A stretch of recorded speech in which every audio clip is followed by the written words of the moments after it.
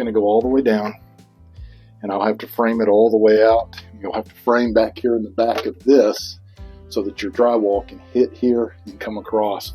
And instead of turning my 2x4s, I'm trying to gain room, so instead of turning my 2x4s this way, they're going to be turned this direction. This is nothing more than just a decorative cover. So we are going to end up putting a plug here on this side. I'm going to come around here, and we're going to put a cabinet base here that's going to cover the hole that's in the floor. But you'll have a cabinet base here. The drain, and I'll show you the other side of that in a minute, which is going to be a wet vent drain. It's going to come through this corner. It'll be about 18 to 20 inches up off the ground, and that'll tie in for the sink drain. I'm going to use PEX B, which is what's already in this house. I prefer PEX A, but PEX B will work, which is the crimp style. And you're going to have your 2 lines coming here, and I'll show you that outside in the attic where they're going to come in just a second. So you're going to have a sink set up here. You'll have a mini fridge over on the right. Up on the top, we are going to have 2 cabinets. So you'll have 2 24-inch cabinets and then some shelves in the center to hold a microwave and things like that. So we are going to have to put some bracing across here for our cabinets. So that'll be coming up next. We will probably have to pull this 2x4 out, because that 2x4 is directly where the vent pipe is at on the other side of the wall. So I'm going to have to pull that out so we can get to it. But we have that coming. We are going to, right down here where the other wiring is already coming in, we're going to come up through the garage and bring in 2 more 20 amp lines. And where I'm having to tie this together is because I had to go up and all the way around the new door header, all the way back down. We're going to take this line, tie it directly in so you don't have these wire nuts in the wall. But to get by these wire nuts down here, I'm going to go ahead and put in another box. This box right here with the wing nut, so I can put it kind of in the middle. We'll get it set about where it needs to go and put that in, and then that way the wire nuts will go in here and you'll just put a blank cover over the front of it. But that way, if you ever have a problem, you can get to those wire nuts. You never want to put wire nuts inside of a closed-in wall. We're going to have a big 4 plug that's going to go probably right in here somewhere, and we're going to put another one probably inside the cabinets that we can tie lighting and stuff to. They want to do some lighting. So we're going to have to run about 3 different plugs inside of here. Now if we walk back around, go into the attic, I have already taken the floor up here. This is our drain pipe here, which is going all the way up into the roof. We're going to put a T in right here and have a wet drain. So it'll actually siphon into this pipe and go down. The wiring, of course, is in the front, but now we've got our PEX down here. I've got blue line there, 1/2 inch, and I've got a red 1/2 inch. Hopefully they did the right color, so that we're going to crimp those together and come straight through the side and put in our pipes. I may be able to go up through the floor and bring those up so that way they're not having to stick out up above where the decking is going to go. So we'll see how that works.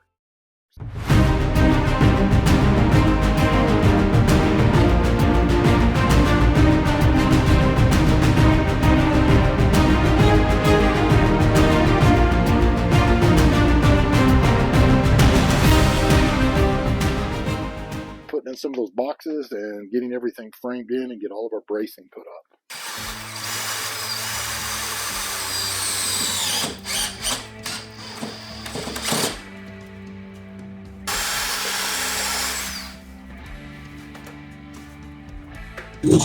Alrighty.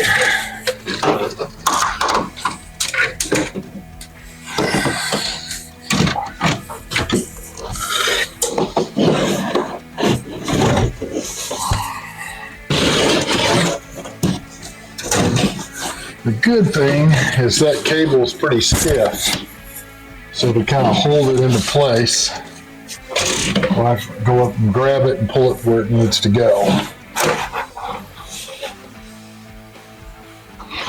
So we're going to go up now and grab it and pull it through. Alright guys, so here's the V-vent. We've started kind of building the box, so I kind of have an idea where the box is going to go. I drilled the hole down in here. I don't know if you can actually see it. There's our line that we just pushed through, and it's going to go over and through this wall. And now it's coming up. So we're going to bring it on up. Get plenty of line in here because we're going to hang the box up above here. And around. Just like that. And we are good to go. All right, guys, we're going to hook to the panel. And what I've done, I've got the cable right here. Shielded cable is going to go across the top and be attached with fasteners. Drop down. We have a stud coming up here and a stud coming up this way. You just have to be very careful that you don't screw into any of your lines here. So we're going to use a stud finder so that I know exactly where my stud is and I don't hit these lines. We're going to attach our box right here. And I've already knocked the hole out of the top, so we'll use the clamp and run our cable in there, and we will drill a hole on the back side. So all we have to do, run our cable through here and through a knockout I've already got at the bottom. The hardest part's going to be fishing that down and then put in our new breaker. So we're going to go ahead and give that a try. I want to get as close as I can.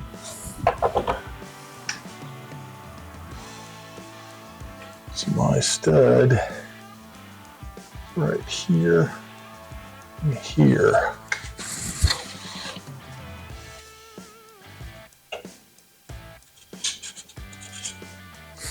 Like that right there. Perfect. And we are way far away from the cable. So well, now I've got to fish this to this point and attach my box. And I'm going to angle my screws away from the wires. So we're going to get it where I want it, where that'll go through. And we're going to angle over this way. Just in case we hit something, I'm taking my hands off.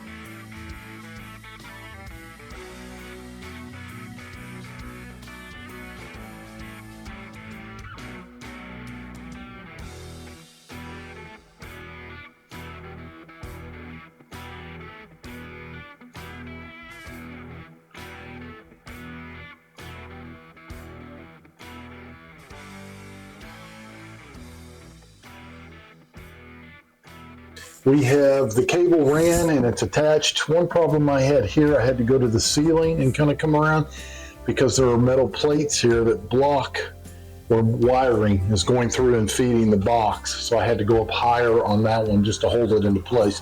I could have came from that one over. I decided to go ahead and go up and just kind of curve it and come in. I'm going to show you how the attachment works here in just a second. But I want to go over kind of some of the basics. I managed to mount the box, get it into the actual plate where there was not a steel covering, and attached it so it cannot move. Got my hole drilled inside of here and going inside of the box. So these wires are going now to the breaker. The breaker is put into the box. I managed to do it this way so I did not have to cut a big hole and come back and patch later. Saves a little bit of time. So what we're going to do before we do anything else, you should always test these wires. Even though I know the breaker's off, sometimes you can have a malfunctioning breaker and you could still grab a hold of live wires. So we're going to test it, and then I'm going to show you flipping it what this thing does when it is live. So if you're not familiar with these testers, I use them quite a bit in my videos and on my projects. So if you watch all the time, you've seen this over and over, but I like people to understand how these work. So I'm going to turn it on. And this is made by Milwaukee. I really like this tester, works very well. I have nothing, totally dead. See, sometimes you'll get just a little trickle, like a little beep, but let me show you what the difference is with it on. So I'm gonna come down in here, flip my breakers on. We're gonna do just one first and find our hot wire. It's this one right here. Sometimes you will get a little bit of feedback because they're next to each other, but you will find your hot one because it goes crazy. So now we're gonna flip them both. There we go, flip them off.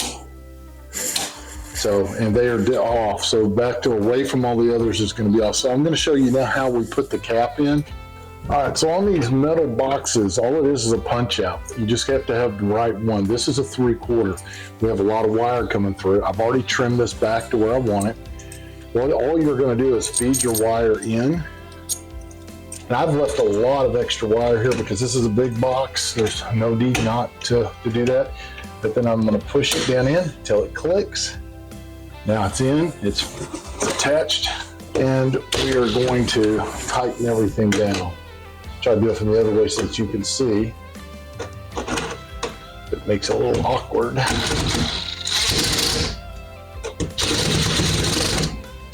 So now all we're gonna do is we're going to separate the wires and we're gonna connect them all up. Just like that there. And you're gonna have your neutral. I've got hots and hots. And then we're gonna have the green and the bare wire are your earth ground. Pretty simple, so we're gonna hook that up real quick. All right guys, I'm gonna do the best I can, I think, to try to stay out of the frame here so that you can see what I'm doing. But we're gonna go ahead and strip our wires.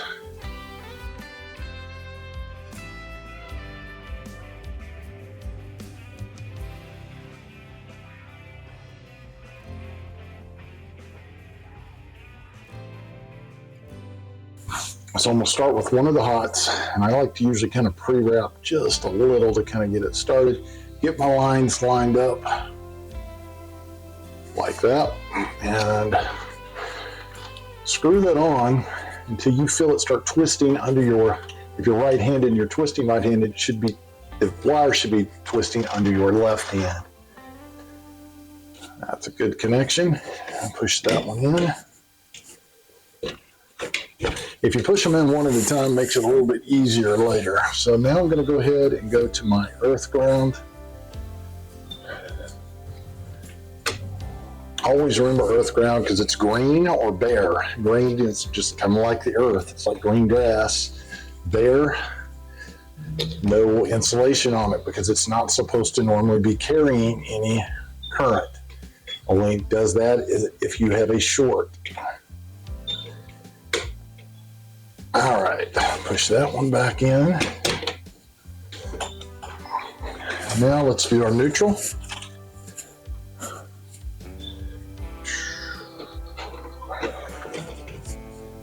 Pull you out just a little here.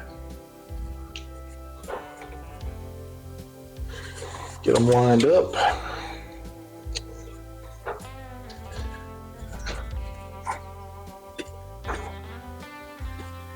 There we go. And twist it up really nicely.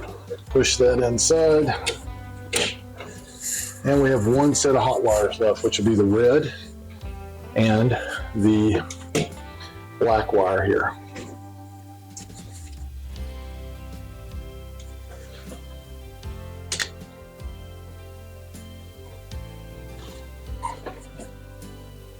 Just like that there. And those are in. Now, I bought a special cover for this one, which is a gray, which matches a little bit more of the box. They have these in silver, and I didn't really want it to be silver. I wanted it to kind of match. Okay, the electric box is now in. I did have to drill a couple of extra holes. One of the things I can point out to you is if you're ordering your electrical boxes from Amazon, a lot of times they have very strange screw patterns on them where these openings are going to be. This is normal where these are here, and that's what you're going to find at a lot of the big box store. The ones that this one has is actually a little bit different.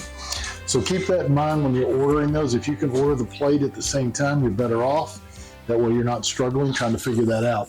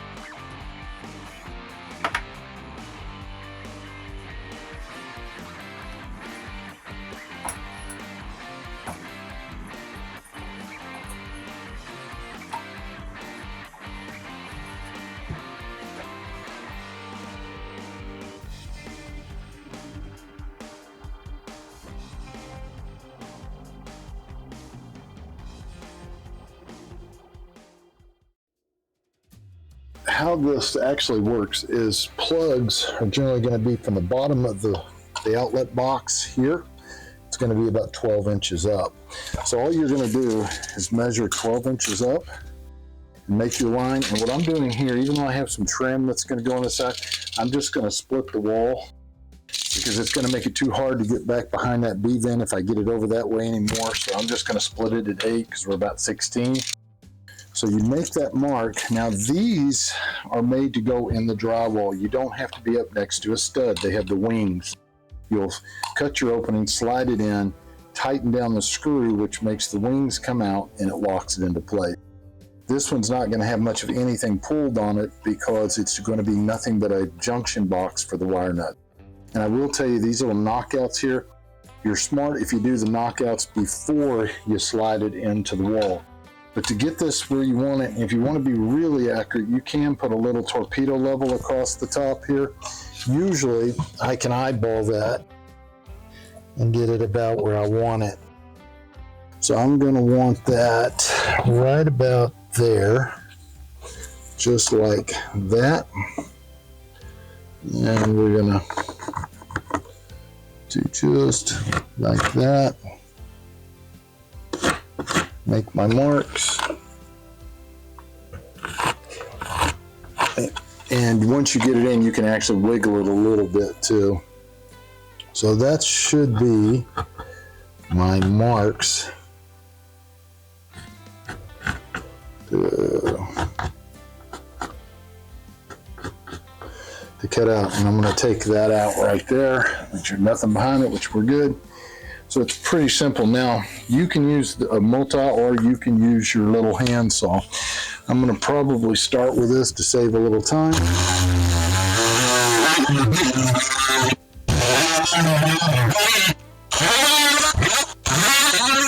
Okay. And make sure you don't just take the deal and knock it if it's still connected, because it's going to rip off your stuff. So I'm going to knock out some knockouts out of this, top and bottom, so it makes it very easy to get my wires in. And I've got double sets coming up through here. So we bend them back just like that there and twist them off. Now you can leave those on and just let the wire hang under to kind of keep air from getting in there. I usually just take them off. Okay, so about like that. Now usually I have to do a little fine adjusting. Let's see where that goes. Yep, actually that's really good. And now all you do is you just tighten the two screws. Now, pro tip on these, when you're putting them in, make sure you're going the correct direction when you first start, that you're not in reverse. because you can unwind that little tab on the back, and if it falls in, you're never going to get that to stick. You're going to have to get another one.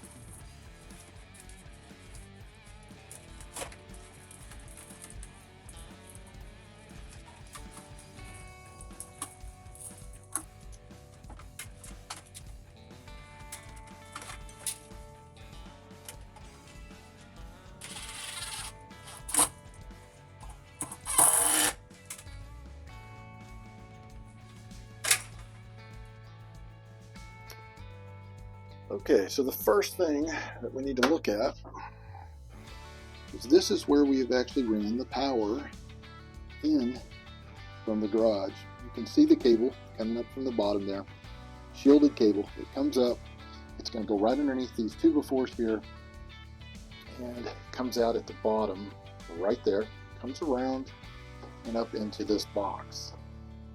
Now this box will be my ground fault interrupter box. I'm going to have two separate plugs here, and the main reason there's two is because we have two lines that we're hooking up. The cable that coming through here, I have two hots and a neutral, so we're going to run two separate breakers of 20 amps up here and feeding these two lines. So I need two ground fault circuit interrupters there. They're going to be within the 3 foot of the actual sink and all of the appliances, which are all over in here, so that meets code. And then I also have another line. If you notice, there's a white line here, which is going to be a 15 amps line. And this 15 amp line is going to feed my lighting. And the lighting that we're using is very simple. It's just a clip-in LED light, pulls hardly any wattage.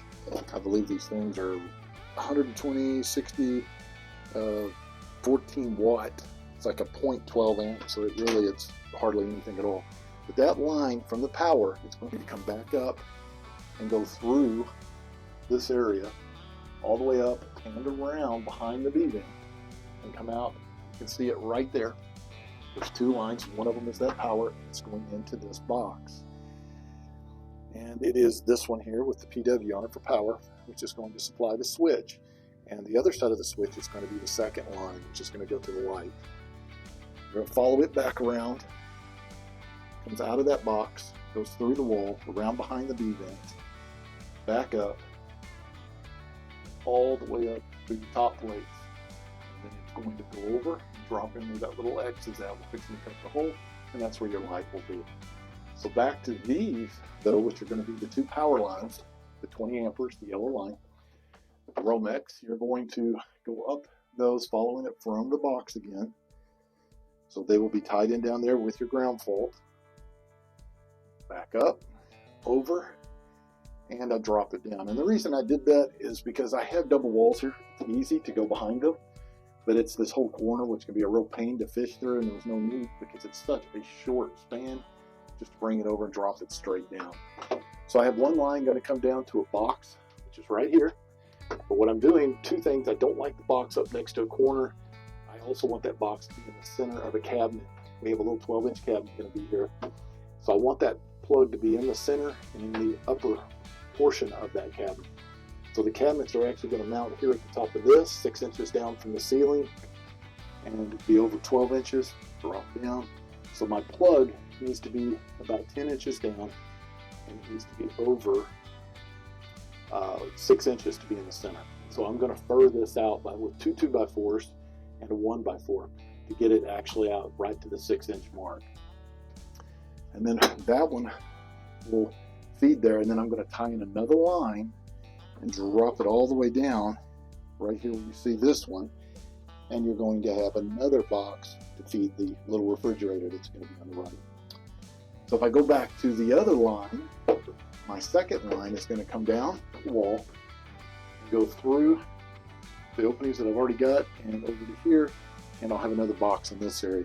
Up above the sink area, I'm almost tempted to go ahead and put it more on this side because it's going to be very close to where the actual faucet and everything will be. So I may want to move it over a little bit, may put it on this wall instead.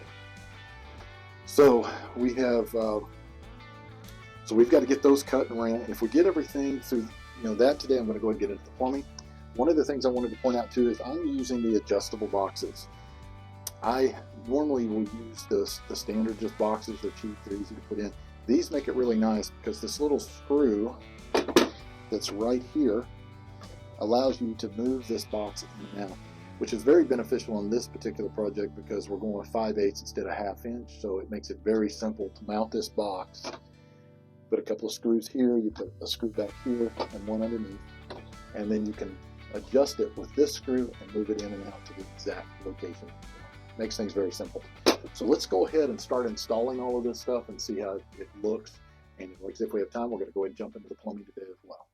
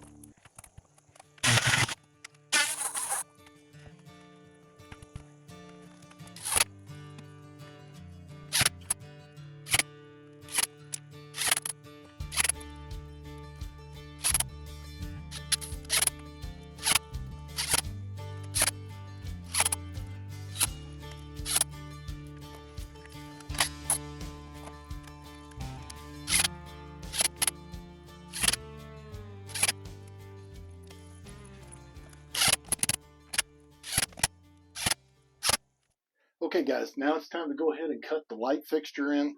I've found center. That's my X here. I had to keep playing with it, get it exactly right because I wanted it dead center of the room. And I'm going to have to use my spider cutter with this one, which tends to make a mess. So I'm going to have to run a vac, have to wear a mask, have glasses. Main reason is I have a special cutter for this that has a big bowl on it, which catches the dust, which is great. But if you remember, we placed this directly on top of OSB, and that cutter won't work on the OSB. So we're going to have to use this one. So I'm going to go ahead and get the back going, get everything masked up, and go ahead and get this thing cut out. And that way we can place the light. So let's do it.